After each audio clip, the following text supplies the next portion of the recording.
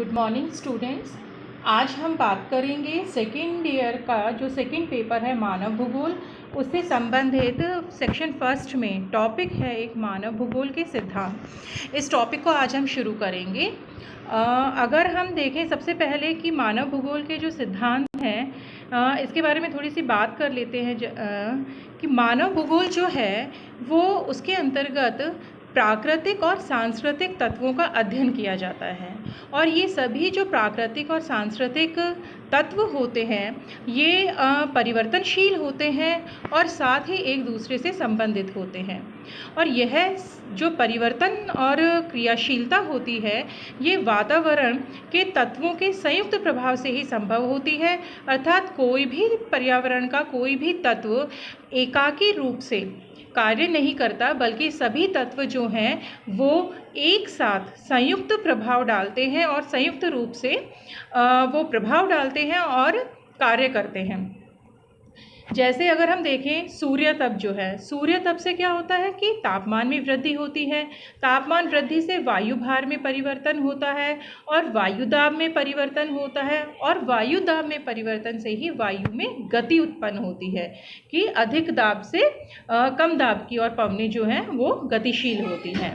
ऐसे ही अगर हम देखें मिट्टी वनस्पति का उदाहरण देखें तो वनस्पति किसी क्षेत्र में किस प्रकार की होगी इसका निर्धारण केवल एक प्राकृतिक तत्व से नहीं होता है, बल्कि अनेक प्राकृतिक तत्व संयुक्त रूप से किसी क्षेत्र विशेष में वनस्पति के प्रकार को निर्धारित करते हैं, जिसमें कि मिट्टी, जलवायु और मानव की जो छांट या चयन की प्रवृत्ति है आदि सभी कारक मिलकर के किसी प्रदेश विशेष में वनस्पति के प्रकार को निर्धारित करते हैं। इसी प्रकार अगर हम ये देखें कि फसलें जैसे कोई फसल बोई गेहूं की, ठीक है, तो उसमें किस प्रकार का बीज बोया गया है, किस प्रकार उसकी सिंचाई की गई है, निराई गुड़ाई की गई है, फिर वो धीरे धीरे पौधा जो है वो बड़ा होता है, पकता है, फिर उस फसल से उससे गेहूं के दाने जो हैं वो निकाले जाते हैं, फसल काटी जाती है, गेहूं के दाने प्राप्त किए जाते हैं। तो ये सारा जो कार्य होता है ये एक चक्र के रूप में होता है। और उसी प्रकार मनुष्य का जीवन जो है वो भी विभिन्न अवस्थाओं में होकर मानव अपने जीवन को पूरा करता है। अब उसका जो जीवन है वो एक चक्र, जीवन चक्र जो है वो अगर हम देखें तो शैशवावस्था, फिर युवावस्था, प्रौढ़ावस्था, वृद्धावस्था, इस प्रकार से अंत में उसका जो प्रत्येक वस्तु का अंत में वो समाप्त हो जाती है, उसका अंत हो जाता है और फिर पुनः ये चक्र जो है वो शुरू होता है। मनुष्य जो है वो मानव भूगोल के अध्ययन का केंद्र है, ये हम सभी जानते हैं, ठीक है। लेकिन मनुष्य मानव भूगोल का अध्ययन का केंद्र होने के साथ साथ एक सक्रिय भौगोलिक कारक है।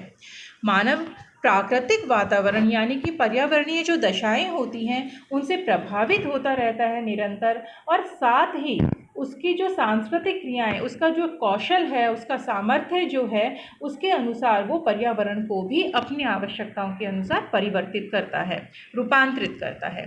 तो मनुष्य जो है वो सदैव अपने पर्यावरण से समायोजन करता रहता है और कभी वह अपने आप को पर्यावरण के अनुरूप समायोजित कर लेता है, तो कभी वो पर्यावरण को या वातावरण को अपने अनुकूल परिवर्तित कर लेता है। इस प्रकार अगर हम देखें तो मानव भूगोल के जो तथ्यों की उत्पत्ति है उनसे उनके आपसी संबंध तथा मानव के वातावरण से संपर्क कुछ नियम पर आधारित होते हैं, और यही नियम जो है वो मानव भूगोल के सिद्धांत कहलाते हैं, जिनके बारे में हम अब चर्चा करेंगे आगे। मानव भूगोल के जो मूलभूत सिद्धांत हैं इन्हें मुख्य रूप से 3 श्रेणियों में बांटा जाता है, जिसमें पहला आता है क्रियाशीलता का या परिवर्तन का सिद्धांत, जिसे प्रिंसिपल ऑफ एक्टिविटी कहते हैं। उसके बाद आता है पार्थिव एकता का सिद्धांत या अंतर्संबंध का सिद्धांत, और तीसरा आता है वातावरण समायोजन का सिद्धांत। तो हम सबसे पहले बात करते हैं क्रियाशीलता या परिवर्तन के सिद्धांत के बारे में। प्रोफेसर जीन ब्रून्स जो हुए हैं, जो कि फ्रांसीसी संभववादी भूगोलवेता हैं, उनके अनुसार प्रत्येक वस्तु बढ़ रही है या घट रही है। वास्तव में कुछ भी गति रहित नहीं है या स्थायी नहीं है। सभी वस्तुएं जो हैं, सभी तत्व जो है वो परिवर्तनशील है। भौतिक और सांस्कृतिक वातावरण के सभी तत्व, चाहे वो जड़ हो या चेतन हो, सभी परिवर्तनशील हैं और उनके स्वरूप में परिवर्तन की प्रक्रिया जो है वो निरंतर क्रियाशील रहती है। परिवर्तन जो है वो कि प्रकृति का एक नियम है।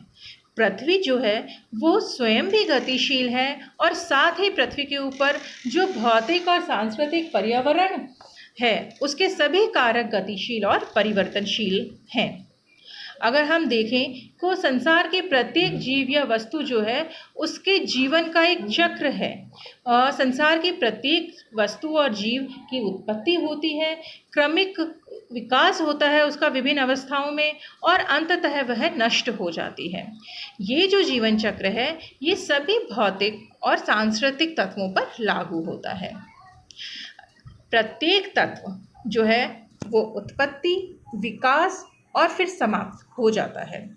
अगर हम देखें जीवन चक्र की अवस्थाएं, जैसा कि मैंने अभी बताया था थोड़ी देर पहले, बाल्यावस्था, युवावस्था, प्रौढ़ावस्था, वृद्धावस्था, ये सारी जो अवस्थाएं हैं ये जीवन चक्र की अवस्थाएं हैं। यानी कि कोई भी उत्पन्न होने वाला जीव जो है उसका विनाश निश्चित है। विभिन्न तत्वों में परिवर्तन की गति भिन्न भिन्न होती है, किंतु परिवर्तन की प्रक्रिया जो है वो निरंतर गतिशील रहती है, क्रियाशील रहती है।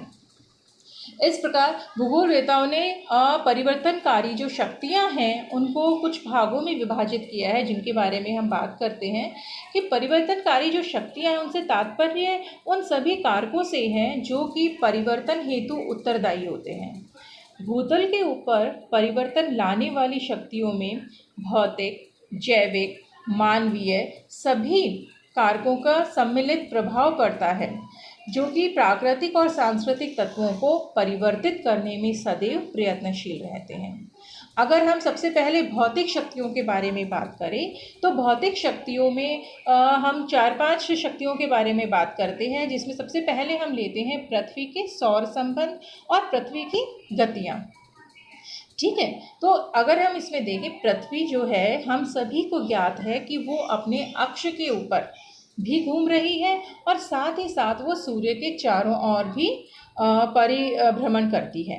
तो इस प्रकार पृथ्वी की ये जो दोनों गतियां हैं, एक तो अपने ही अक्ष के ऊपर घूमना और दूसरी सूर्य के चारों ओर परिक्रमा करना, परिभ्रमण करना, ये दोनों गतियां जो हैं उसका प्रभाव किस प्रकार पड़ता है, किन चीज़ों पर पड़ता है, उसके बारे में बताती हूँ कि पृथ्वी के अपनी ही धुरी या अक्ष के ऊपर घूमने से तो बनते हैं दिन रात, और ये जो अपने अक्ष पे चक्कर लगाती है पृथ्वी एक, उसको वो पूरा करती है एक दिन यानी कि 24 घंटों में, और इससे दिन रात बनते हैं। और सूर्य के चारों ओर पृथ्वी का जो एक परिभ्रमण होता है उससे बनती हैं ऋतुएं, और इन दोनों ही गतियों से ही पवनों और जलधाराओं की दिशाओं में भी परिवर्तन होता है।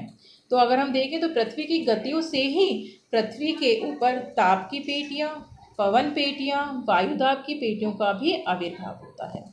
अगर हम इसमें भौतिक शक्तियों में दूसरी देखें तो दूसरे नंबर पे हम बात करते हैं पृथ्वी की आंतरिक शक्तियों की, जिन्हें की विवर्तन की शक्ति या टेक्टोनिक फोर्सेस भी कहते हैं। इसमें क्या होता है कि ये विवर्तनकारी शक्तियाँ जो हैं ये सदैव भूतल के ऊपर असमानता उत्पन्न करने में क्रियाशील रहती हैं। ठीक है, ये आंतरिक शक्तियाँ कहीं पर तो धरातल को ऊंचा कर देती हैं और कहीं पर धरातल को ये नीचा कर देती हैं। आंतरिक शक्तियाँ जो होती हैं इनका भूतल के ऊपर दो प्रकार के परिवर्तन करती हैं ये। एक होते हैं दीर्घकालिक परिवर्तन, ठीक है, जो लंबी अवधि में धीरे धीरे संपन्न होते हैं, यानी मंद गति से सक्रिय होते हैं। इन्हें पर्वत निर्माणकारी शक्तियाँ या पर्वत निर्माणकारी परिवर्तन भी कहते हैं, जैसे कि वलित पर्वतों का निर्माण, उनकी उत्पत्ति, महाद्वीपों का उमंजन और निमंजन, ये इसके अंतर्गत आते हैं। दूसरे प्रकार के परिवर्तन है आकस्मिक या त्वरित परिवर्तन। आकस्मिक या त्वरित परिवर्तन से तात्पर्य है वे परिवर्तन जो अचानक से, एकदम से, त्वरित गति से, तुरंत से जो संपन्न हो जाते हैं, जिसमें कि ज्वालामुखी का फटना या भूकंप का आना, ये सब जो हैं वो आकस्मिक या त्वरित परिवर्तन के अंतर्गत आते हैं। अगर अब हम इसमें आगे बात करें तो तीसरी शक्ति जो है परिवर्तनकारी वो है भौतिक शक्ति सौर ऊर्जा। सौर ऊर्जा यानी सूर्य तप जो है, इंसोलेशन जो है, सूर्य तप से क्या होता है कि जो बाहरी शक्तियां हैं वो उत्पन्न होती हैं और भूतल को परिवर्तित करती हैं। बाहरी शक्तियों के अंतर्गत क्या आती हैं हमारे, जैसे पवने, हिमानी, भूमिगत जल, सागरीय धाराएं, पवने, जो कि अपर्दनकारी शक्तियां हैं। ये जो आंतरिक शक्तियों के द्वारा भूतल पर असमानताएं उत्पन्न हो जाती हैं, उनको समतल स्थापन के कार्य में संलग्न हो जाती हैं। तो सूर्य जो है वो शक्ति का महापुंज है, जो कि पृथ्वी की सतह और वायुमंडल में होने वाले सभी प्रकार के समस्त परिवर्तनों का नियंत्रक है। पृथ्वी की जो गोलीय आकृति है, ठीक है, गोलाभ आकृति है, और उसकी दैनिक और वार्षिक गतियाँ, जिनके बारे में अभी बताया कि दैनिक गति कौन सी है, जो पृथ्वी अपने ही अक्ष पर एक चक्कर लगाती है एक दिन में यानी 24 घंटों में, और वार्षिक गति यानी कि जो पृथ्वी सूर्य के चारों ओर 365 दिन 6 घंटे में एक चक्कर पूरा करती है, वो उसकी वार्षिक गति है। तो दैनिक और वार्षिक गतियों, धुरी के झुकाव यानी पृथ्वी जो है वो अपने ही अक्ष पर 23.5 डिग्री का कोण बनाती है, तो उसका ये जो झुकाव है, इसके कारण भूतल के ऊपर क्या होता है कि सूर्य तप की जो मात्रा है वो सभी स्थानों पर समान रूप से नहीं पड़ती, बल्कि उसके वितरण में असमानता मिलती है। कहीं पर सूर्य की किरणें सीधी पड़ती हैं, ठीक है, कहीं पर उसकी किरणें तिरछी पड़ती हैं, और ध्रुवों के ऊपर लगभग 6 दिनों तक सूर्य की किरणें तिरछी पड़ती हैं और 6 दिनों तक वहाँ पर पड़ती ही नहीं है, सूर्य दिखाई ही नहीं देता है। तो इनसे क्या होता है, और किसी भी स्थान पर, पृथ्वी के किसी भी स्थान पर तापमान जो है उसको प्रभावित करने वाले जो कारक हैं उसमें आते हैं अक्षांशीय स्थिति की, कोई क्षेत्र जो है, कोई स्थान जो है वो कितने उसकी अक्षांशीय स्थिति क्या है, कितने अक्षांश पर वो स्थित है, या सागर तल से उसकी ऊंचाई कितनी है, सागर से वो दूर कितना है, यानी सागर के नज़दीक होगा तो सागर का समकारी प्रभाव होगा, वहाँ समजलवायु मिलेगी, और सागर से दूर होगा तो महाद्वीपीय जलवायु मिलेगी, यानी कि तापमान में तापांतर अधिक होगा। फिर वर्ष का समय कैसा है, यानी कि गर्मियों में अधिक तापमान प्राप्त होता है, सर्दियों में कम ताप मिलता है। दिन की अवधि, बादल जो हैं, मेघाच्छादन, प्रचलित पवने किस दिशा से चलती हैं, इन सभी का प्रभाव जो है वो किसी भी स्थान विशेष के तापमान को प्रभावित करता है। अब तापमान के जो असमान वितरण है उसके कारण क्या होता है कि वायुदाब में भिन्नता उत्पन्न होती है, और वायुदाब में भिन्नता उत्पन्न होने से वायुमंडलीय दशाएं, हवाएं, आंधी तूफान, चक्रवात, वर्षा, हिमपात, कोहरा, ओस आदि का प्रादुर्भाव होता है, उत्पत्ति होती है, जिससे कि पृथ्वी के समस्त जीवधारियों, पशु, वनस्पति, मनुष्य का जीवन जो है वो प्रभावित होता है।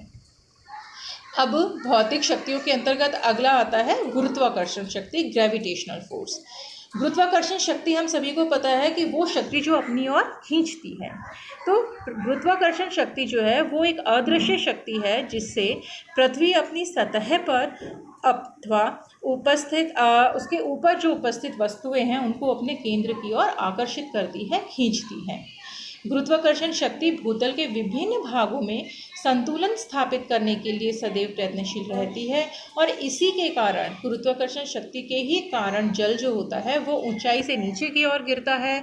वायुमंडल की जो निचली परतें हैं उनमें वायुदाब जो है वो अधिक रहता है, और ये सारी जो भौतिक शक्तियाँ हैं, ये शक्तियाँ एक दूसरे से संबंधित होकर कार्य करती हैं। यह पूर्ण तरह से न तो स्वतंत्र होती हैं, बल्कि एक दूसरे से ये जुड़ी हुई होती हैं, और इन सब का जो है वो एक साथ समान रूप से मिला जुला प्रभाव जो है वो पड़ता है।